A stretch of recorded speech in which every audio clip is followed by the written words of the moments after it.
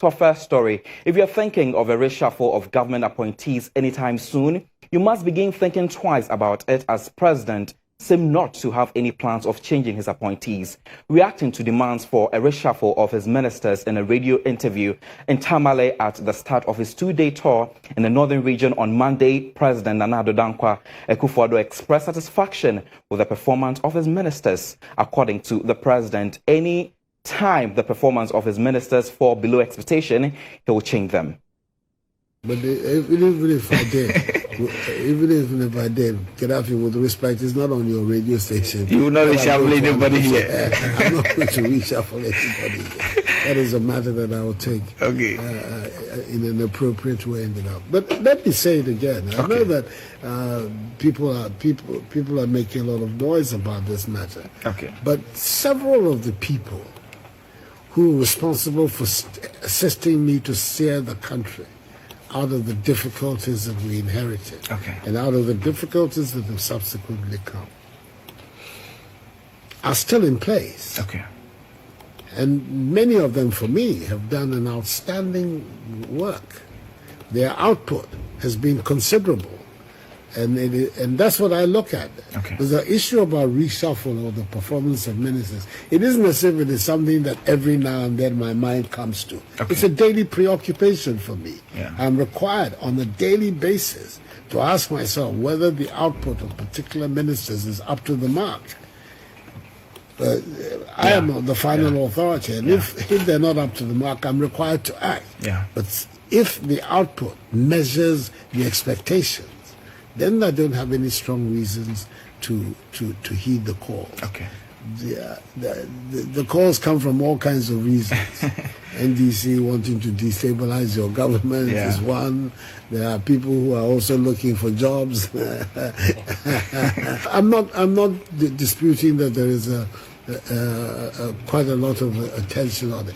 But I also think it is important for us to have a really holistic look at this matter and be certain of what we're doing. But as I say, it's not no responsible leader, president, prime minister will announce, I intend to reshuffle my no. If you're going to do it, you do it. If you're not going to do it, you just continue. So that's what I have to say. Now, let's get a reaction on this as Professor Bafwa Jimendia, a governance expert, joins us for a conversation on this. Good evening, Prof. Good evening. Hello, Prof. Good evening. Can you hear me? Yes, I hear you very well. We want to know if you are disappointed about what the president has said. No, I don't think I'm disappointed, because the call for reshuffle has gone on for many months, if not a year. And today, the president has made it clear that it's not something he's looking forward to do, because he's very satisfied with the performance of his appointees. And ultimately, he's the only one who can make a decision to reshuffle or not. So now that he's saying he's not going to reshuffle, I think it confirms what most of us have thought about.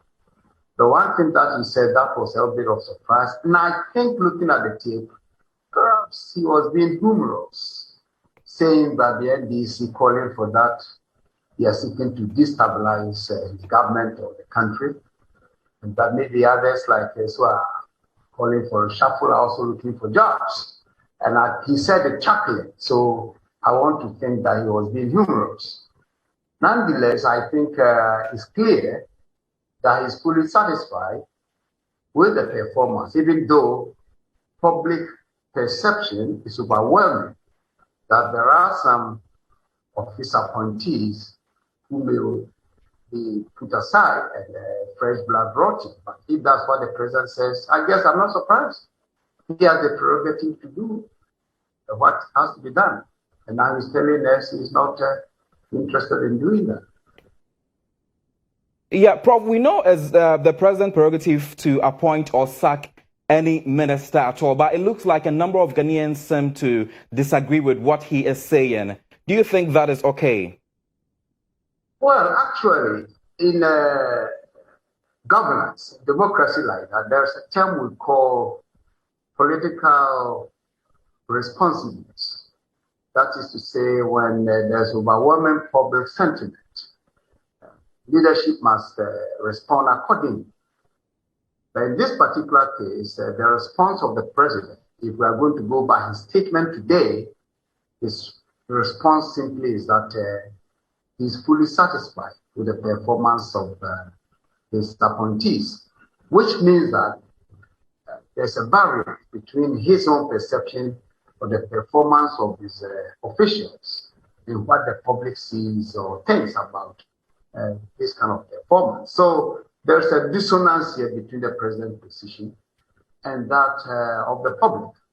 That in itself, in terms of governance, may not be something I would wish to cherish, because if you really listen around for the past several months, especially with an economy that is facing serious challenges and many other sectors, I think maybe I believe strongly that if there were to be some reshuffle for fresh blood to come in, that could perhaps energize the government, because certainly same people working in the same places for almost 7 years, and in my humble view, some of them whose performance are not up to par, it would have been better. Again, that is my thinking, that the president in his own wisdom doesn't believe that. And we are in a political system with an executive president who has enormous power to do what he wants to. So if people are not satisfied, we've got to be patient. But the Constitution also gives us the right to express ourselves during elections. I think people can express them accordingly if they are not happy with the president's position on this matter. Looking at the current economic situations, if you get the opportunity to sit with the president, will you ask him to reshuffle or maintain his ministers? In my previous comment, I've stated clearly that for the sake of efficiency and renewal, it would be best for the president to reshuffle. There's no question at all about mine. But certainly, as I say, certain sectors do cry for new blood, new thinking, new energy. You see, some of the ministers, you see them, you meet them, you know they are tired. Some are not even feeling too well in terms of their health conditions. In this case, what some of them could do is simply to resign honorably and give the president the opportunity to appoint new people. Again, resignation is not a part of our political culture yet, even if a minister knows that he's feeling miserable. So I'm not surprised that nobody is resigning in that respect, to give the president opportunity to make the appointment. So unfortunately, we have to stick with that. But I think we can also conclude on a positive note. Because as I said, listening to the president in that tape, certainly I don't think he has closed the door completely at that idea.